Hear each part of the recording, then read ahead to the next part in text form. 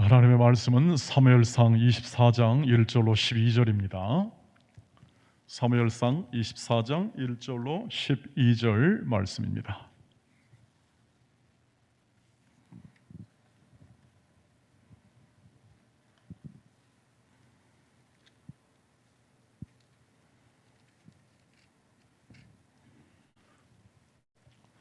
한 절씩 교독하도록 하겠습니다. 사울이 블레셋 사람을 쫓다가 돌아오매 어떤 사람이 그에게 말하여 이르되 보소서 다윗이 엔게디 광야에 있더이다 하니 사울이 온 이스라엘에서 택한 사람 3,000명을 거느리고 다윗과 그의 사람들을 찾으러 드렴소 바위로 갈새. 길가 양에 우리의 이른즉 굴이 있는지라 사울이 뒤를 보러 들어가니라 다윗과 그의 사람들이 그 굴 깊은 곳에 있더니 다윗의 사람들이 이르되 보소서 여호와께서 당신에게 이르시기를 내가 원수를 내 손에 넘기리니 내 생각에 좋은 대로 그에게 행하라 하시더니 이것이 그날이니이다 하니 다윗이 일어나서 사울의 겉옷자락을 가만히 베니라. 그리한 후에 사울의 옷자락 뱀으로 말미암아 다윗의 마음이 찔려 자기 사람들에게 이르되 내가 손을 들어 여호와의 기름 부음을 받은 내 주를 치는 것은 여호와께서 금하시는 것이니 그는 여호와의 기름 부음을 받은 자가 됨이니라 하고 다윗이 이 말로 자기 사람들을 금하여 사울을 해하지 못하게 하니라. 사울이 일어나 굴에서 나가 자기 길을 가니라. 그 후에 다윗도 일어나 굴에서 나가 사울의 뒤에서 외쳐 이르되 내 주 왕이여 하매 사울이 돌아보는지라 다윗이 땅에 엎드려 절하고 다윗이 사울에게 이르되 보소서 다윗이 왕을 해하려 한다고 하는 사람들의 말을 왕은 어찌하여 들으시나이까? 오늘 여호와께서 굴에서 왕을 내 손에 넘기신 것을 왕이 아셨을 것이니이다. 어떤 사람이 나를 권하여 왕을 죽이라 하였으나 내가 왕을 아껴 말하기를 나는 내 손을 들어 내 주를 해하지 아니하리니 그는 여호와의 기름 부음을 받은 자이기 때문이라 하였나이다. 내 아버지여 보소서 내 손에 있는 왕의 옷자락을 보소서 내가 왕을 죽이지 아니하고 겉옷자락만 베었은즉 내 손에 악이나 죄가가 없는 줄을 오늘 아실지니이다. 왕은 내 생명을 찾아 해하려 하시나 나는 왕에게 범죄한 일이 없나이다. 여호와께서는 나와 왕 사이를 판단하사 여호와께서 나를 위하여 왕에게 보복하시려니와 내 손으로는 왕을 해하지 않겠나이다. 아멘. 네, 오늘 여기까지 읽었습니다만 전체적인 내용은 이 뒤에 계속해서 내용이 연결되어 있습니다. 각각 이제 이렇게 대화하고 난 후에 서로 헤어지게 되죠. 이 지역은 엔게디라는 지역에서 있었던 그러한 이야기가 되겠습니다. 15개 지명인데 저희가 이 다윗이 겪었던 이 광야 시절의 15개 중에서 한 지역인데 이 엔게디라는 곳은 이 사해 서쪽에 있는 지역이라고 하는데요. 여러분 그 밑에 그 소금 바다 있지 않습니까? 그쪽인데 그쪽이 협곡과 또 동굴이 많이 있어서 사람들이 거기에 숨기도 좋고 피하기 굉장히 좋은 지역이라고 합니다. 다윗이 사울을 피해서 여기까지 왔습니다. 숨기 좋으니까 이쪽으로 도망간 거죠. 그런데 약 600명 정도가 되었다고 합니다. 점점 이렇게 조금씩 불어난 건 사실인 것 같고 그 전에 아둘람 굴에서 400명 정도였던 이 다윗의 사람들이 600명이 되었으니까 이제 좀 규모가 있어진 것 같습니다. 그러나 아시는 대로 그들의 소위 말하면 어떤 환경과 조건이었나 억울한 자, 환난당한 자, 또 핍박당하는 자, 뭐 이렇게 사회에서 이렇게 잘 적응하지 못하고 혹은 또는 조화롭지 못한 사람들이 대부분이었다는 사실을 알게 됩니다. 그 당시 사울의 치하 속에서 사울의 다스림 속에서 별로 좋은 마음을 갖지 않는 사람들이었죠. 그런데 오늘 보면은 이 다윗이 숨어 지내는 이 동굴에 아이러니컬하게도 사울이 옵니다. 뭐하러 오는지 아시죠? 뒷일을 보러 왔다 이렇게 성경은 기록이 되어 있어서 생리 현상을 해결하기 위해서 갔습니다. 여러분 갑자기 동굴로 들어가면 눈이 깜깜해지는 거 아시죠?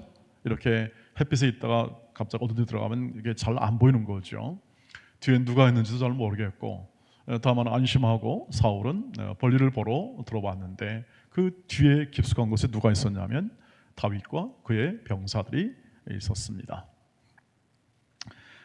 이 이야기, 이 사건을 오늘 우리가 읽었고 또 그 결말을 여러분이 아십니다. 이렇게 다윗이 절호의 찬스를 맞았죠. 그래서 다윗의 사람들이 이렇게 말했습니다. 저희 다윗 왕이시여, 아직 왕은 안 됐지만 어쨌든 죽은 뭐 이렇게 해서 부르면서 뭐라고 얘기했냐면 이게 하늘이 준 기회입니다. 하늘이 준 기회다. 이제 사울을 처치하면 당신이 왕이 되리이다. 이제 진짜 이건 원수 갚는 하나님의 뜻이 아니겠냐, 이렇게 이제 얘기를 했습니다. 그런데 다윗은 그렇게 하지 않고 겉옷자락만 빼고 그냥 사울을 살려 보냅니다.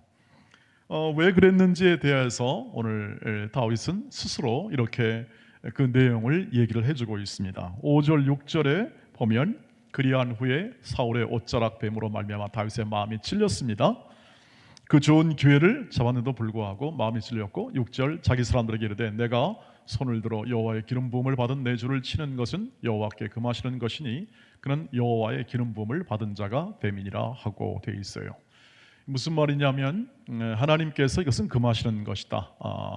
기름 부음을 받은 자 세 사람 있었죠. 왕, 선지자, 제사장, 이 세 사람인데 이 왕과 선지자와 제사장은 하나님이 세웠다. 그래서 하나님이 세우기 때문에 그것을 사람이 어떻게 내릴 수 없다, 이렇게 이제 얘기하는 것이고, 지금 이 다윗의 생각입니다. 그러면서 다시 한번 사울에게도 똑같은 말을 해줍니다. 10절에 보시면 오늘 여호와께서 굴에서 왕을 내 손에 넘기신 것을 왕이 아셨나이다. 어떤 사람이 나를 권하여 왕을 죽이라 하였으나 내가 왕을 아껴 말하기를 나는 내 손을 들어 내 주를 해하지 아니하리니 그는 여호와의 기름 부음을 받은 자이기 때문이라 하였나이다, 이렇게 되어 있습니다. 그러니까 핵심은 뭐냐면 하나님께서 기름 부음을 부어 세운 왕이기 때문에 나는 내 주 되신 왕을 나를 죽이려고 하지만 나는 죽일 수 없습니다. 이것은 하나님이 금하신 것입니다. 이렇게 얘기를 하고 있는 것을 볼 수가 있습니다. 자, 그 당시로는 맞는 얘기겠죠. 주로서 왕이기 때문에 또 그의 또 장인어른이 되지 않습니까? 그렇기 때문에 이 말과 이 모든 행동은 납득할 만합니다. 그러나 원수되고 이건 생과 사죠. 서로 죽지 않으면 죽여야 되는 그러한 이런 대적 관계에 있어서 참 어려운 관계인데 오늘 그 이유를 이렇게 얘기합니다. 기름 부음을 받았다 하는 거죠. 자, 이렇게 하여 그 당시로는 기름 부음을 받은 사람이 세 사람밖에 없었기 때문에 명확하게 구분이 되는 거죠. 역시 구분이 되어서 그 의미가 분명한데 오늘날 우리가 이해하기는, 이 말씀을 이해하기는 이것이 어떤 의미인지에 대해서 사실 잘 이해가 잘 안 된 부분이 있습니다. 왜냐하면 우리가 기름 부음을 받았다 그러면 우리가 장로님도 기름을 받았고 목사님도 기름을 받았고, 예를 들면 다 성도들도 성령의 기름을 다 받습니다.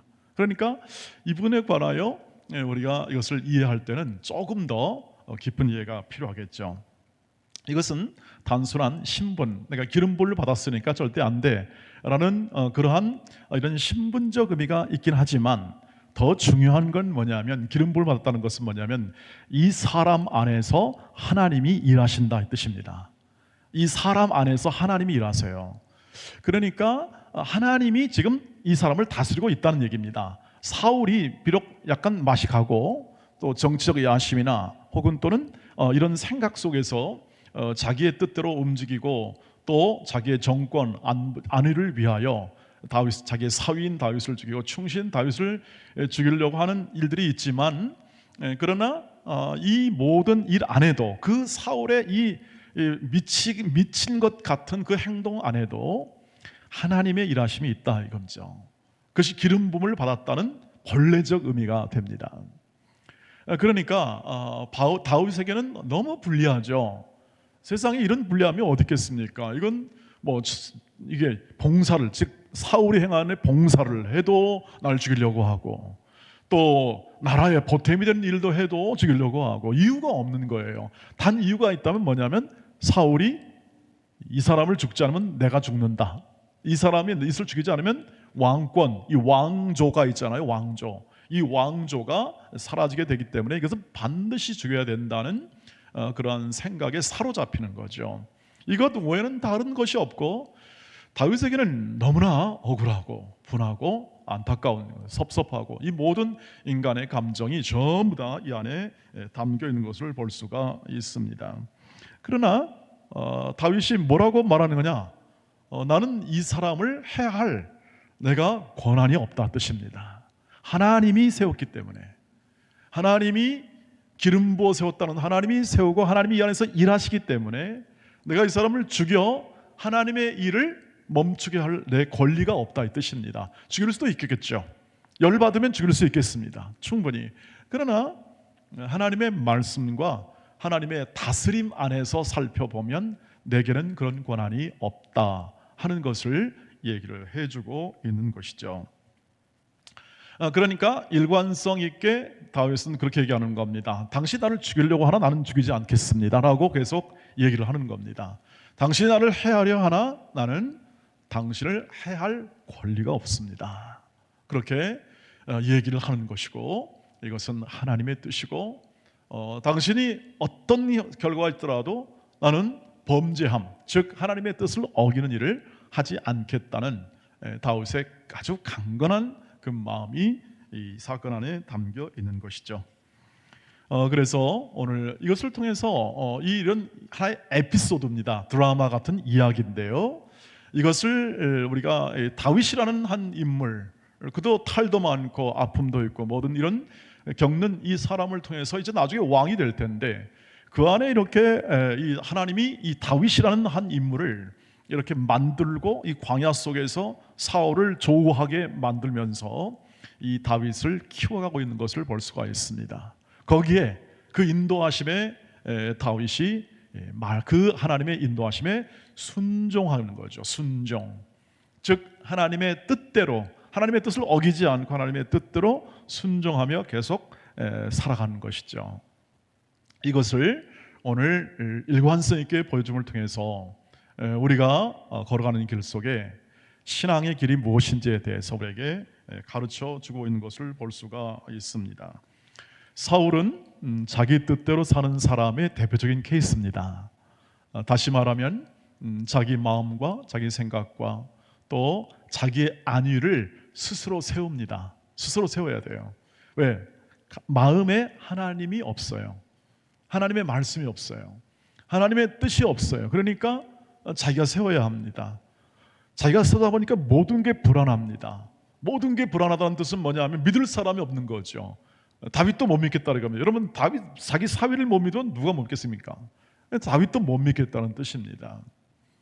자기 아들과 한 통속이 되어서 자기 왕조를 위협하는 것처럼 보인다는 것입니다.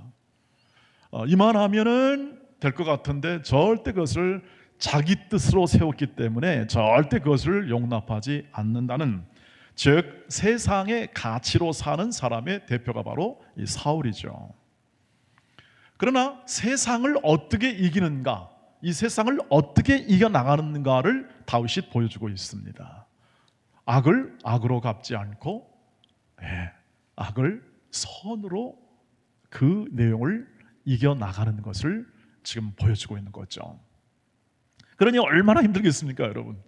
얼마나 억울하고 분하고 힘든데 이 하나님의 말씀으로 이겨나가는 이 삶을 산다는 것이 광야, 특별히 광야에서 그냥 평상시 같으면 얼마나 좋겠습니까? 그냥 뭐 참으면 되고 하는데 광야에서 쫓기면서 먹을 것, 입을 것 모든 것을 걱정해야 되는 그 환경 속에서, 거친 환경 속에서 하나님의 뜻을 따라가는 것이죠. 자, 그런 면에서 오늘 이 다윗이 그때 지었던 시가 있습니다. 굴에 쫓겨다니면서 지었던 시가 시편 57편 6절로 7절인데요. 그의 마음을 들여다볼 수 있는 그의 시가 한 편이 시편 57편 6절 7절에 있습니다. 한번 같이 읽어볼까요? 시작. 그들이 내 걸음을 막으려고 그물을 준비하였으니 내 영혼이 억울하도다. 그들이 내 앞에 웅덩이를 팠으나 자기들이 그 중에 빠졌도다. 7절. 하나님이여 내 마음이 확정되었고 내 마음이 확정되었사오니 내가 노래하고 내가 찬송하리이다. 찬송하리이다. 굴에 있을 때 지은 겁니다.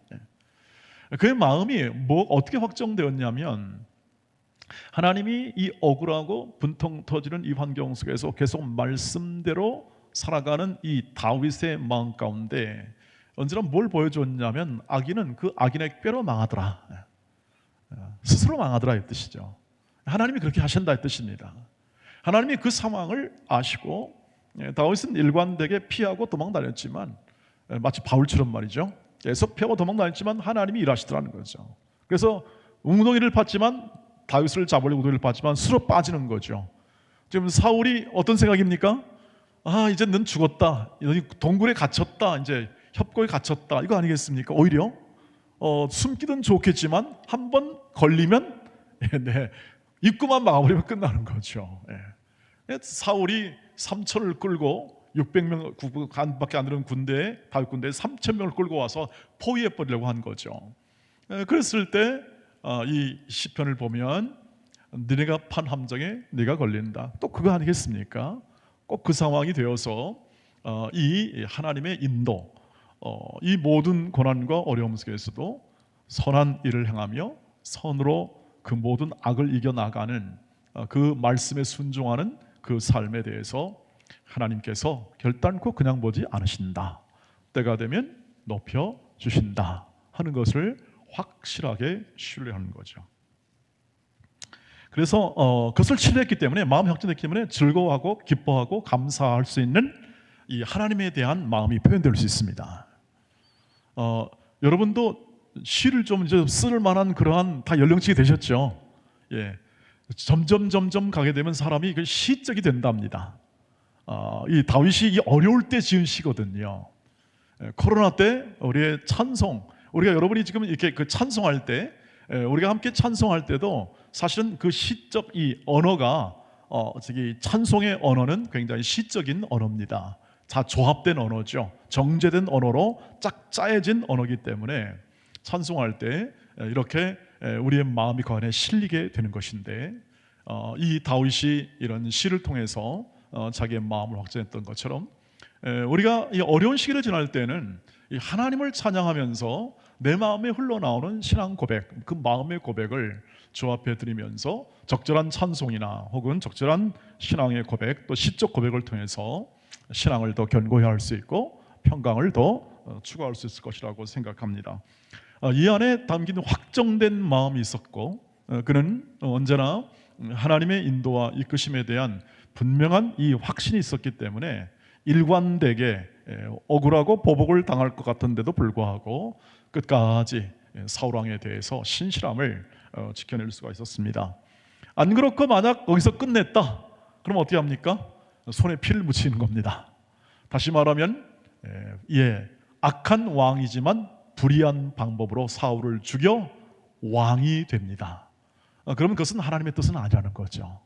하나님의 방법이 아니라는 겁니다. 하나님의 방법. 하나님의 방법은, 하나님의 다스림은 사랑입니다. 인자와 자비로움입니다. 이것을 우리 세상에서는 이해가 안 되는 겁니다. 세상에서는 이해가 안 되는 거고 심지어는 교회에서도 잘 이해가 안 되는 경우도 꽤 많이 있습니다. 법과 제도와 투명한 이 사회 시스템으로 운영되는 모든 이런 운영의 원리 속에서 우리가 커왔기 때문에 세상에서는요, 교회 안에 있는 이 하나님의 방법, 하나님의 이 사랑의 다스림이라는 것을 이해하기가 쉽지 않아 보입니다. 그런데 오늘 여기서 보는 것처럼 하나님의 방법은 이 자기가 직접 피를 흘리는 게 아니라 하나님이 그 사람, 악인이라 할지라도 그 사람에 대하여 하나님께서 친히 갚아주시는 날까지 우리는 일관되게 선을 행하고 우리의 삶에서 할 수 있는 한 최선을 다해서 보복하지 않고 그리고 사랑으로 대하는 것이 우리의 방법이죠. 그것이 예수께서 우리에게 보여준 방법이기도 하고요. 그래서 예수를 따르는 자들은 언제나 예수님의 방법, 즉 보복하지 않고 원수 갚지 않고 하나님이 친히 원수를 갚아 주실 것이라는, 오늘 다윗은 자신의 부하들이 원수 갚읍시다 이번에 이렇게 했을 때 아니다, 하나님의 뜻은 그게 아니다, 끝까지 이 손에 피를 흘리지 않고 즉 보복에 보복을 하지 않고 손으로 악을 이겨나가는 다윗의 결단이 오늘 기름 부음을 받은 자를 내가 해하지 않겠다는 그런 마음 안에 실려 있는 것이죠.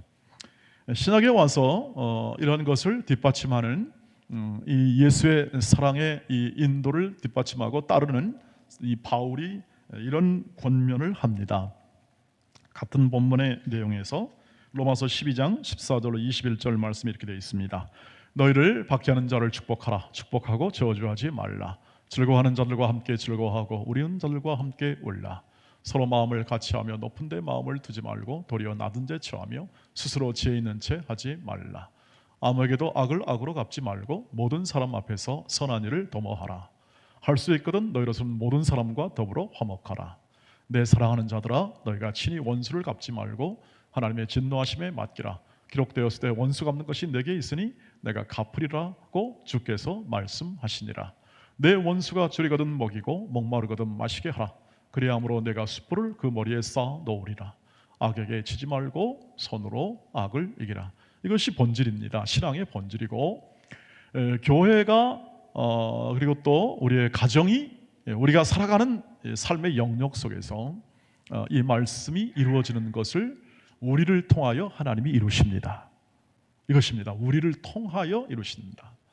하나님이 진공 상태에서 갑자기 하늘에다 대고 갑자기 사람들 앞에 그냥 사랑 이것을 하는 게 아니라 사랑이 무엇인지를 우리를 통하여, 즉 하나님의 사랑과 그 자비로움을 우리를 통하여 이루시겠다고 하는 것이죠. 그래서 우리를 부르시고 우리를 이 광야 같은 현실 속에 살게 하시면서 오늘 광야 같은 현실 속에서 선으로 악을 이겨나가는 성도의 삶을 성령께서 오늘도 우리를 이끄시는 거죠.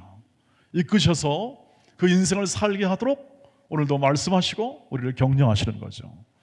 그래서 그런 인생을 살아간 자들이 마치 다윗처럼 그 모든 고생과 모든 수고로움 속에서 이 광야에서 이 선으로 악을 이기는 이 훈련을 하게 되는 겁니다. 이 훈련을 통해서 좋은 왕이 되고 그리고 마침내 왕이 되었을 때 멋지게 그것을 해나갈 수 있는 그 모든 토양과 그 성품이 여기서 길러지게 되는 거죠.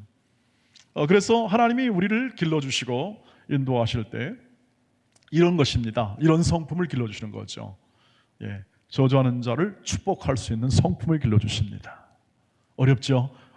정말 어렵습니다. 어려운데 하나님이 그걸 하십니다. 그리고 교회의 본질은 그것입니다.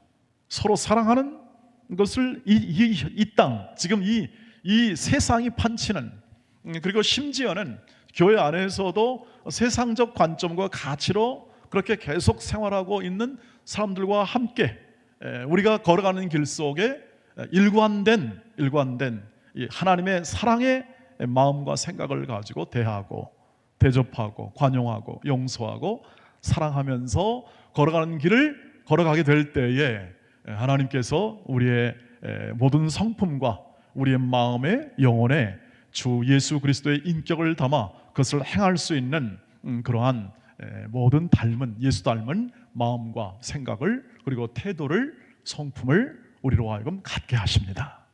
이것이 우리 신앙생활의 본질이고 그리고 성경에서 말하는 우리를 세워주시는 하나님의 목표와 뜻이 된다고 하는 것이죠. 바울은 너를 박해하는 자를 저주하지 말라 이렇게 얘기합니다. 어려운 일이죠. 앞으로 로마에 이렇게 이제 네로 황제가 진짜 저주받을 저 왕이라고 할 만큼 핍박을 할 텐데요.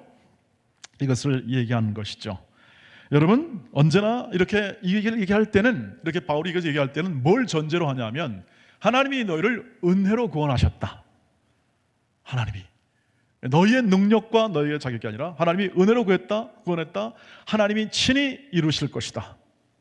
그리고 성령을 통하여 그것을 절대 너희를 놓지 않고 말할 수 없는 탄식과 모든 어려움이 있을지라도 성령께서 친히 간구하여 이룰 거다. 예수께서는 보좌 우편에서 지금도 중보하시며 우리를 위해서 기도하심으로 그것을 이룰 것이다. 이러니 못 이룰 수가 없다. 반드시 된다. 이게 하나님의 자비와 긍휼과 사랑이다. 이것이 구원이다 라고 얘기한 다음에 너희는 이렇게 살아라 얘기하는 거죠.